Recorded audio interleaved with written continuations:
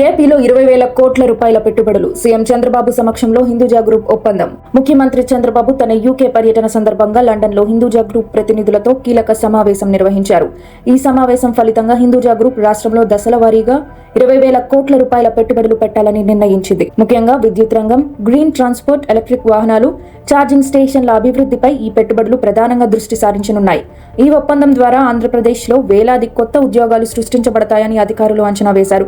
ప్రస్తుతం విశాఖపట్నం వద్ద 1040 మెగావాట్ల థర్మల్ పవర్ ప్లాంట్ ను నిర్వహిస్తున్న ఈ యూకే ఆధారిత బహుళజాతి సంస్థ ఈ పెట్టుబడులతో తమ వ్యాపార కార్యకలాపాలని విస్తరించడానికి సిద్ధమైంది. దీనికి సంబంధించిన ఒప్పందం ఏపీ ప్రభుత్వం, హిందూజా గ్రూప్ మధ్య కుదిరింది. హిందూజా గ్రూప్ ఏపీలో తమ కార్యకలాపాలను విస్తరిస్తూ విశాఖపట్నం వద్ద ఉన్న పవర్ ప్లాంట్ సామర్థ్యాన్ని 1600 మెగావాట్లకు పెంచనుంది. అంతేకాకుండా రాయలసీమ ప్రాంతంలో కొత్త విద్యుత్ ప్లాంట్లను నిర్మించాలని గ్రూప్ యోచిస్తోంది. గ్రీన్ ట్రాన్స్పోర్ట్ విభాగంలో భాగంగా మల్లవల్లిలో ఎలక్ట్రిక్ బస్సులు, తేలికపాటి వాహనాల తయారీ యూనిట్లను ఏర్పాటు చేయనుంది. రాష్ట్ర వ్యాప్తంగా ఎలక్ట్రిక్ ఛార్జింగ్ స్టేషన్ల నెట్వర్క్ మరియు సమగ్ర గ్రీన్ ట్రాన్స్పోర్ట్ ఎకోసిస్టమ్ ను కూడా అభివృద్ధి చేయాలని హిందూజా గ్రూప్ లక్ష్యంగా పెట్టుకుంది. ఈ పెట్టుబడులు గతంలో ఆగిపోయిన ప్రాజెక్టులకు పునరుజ్జీవనమిస్తాయని అధికారులు తెలిపారు.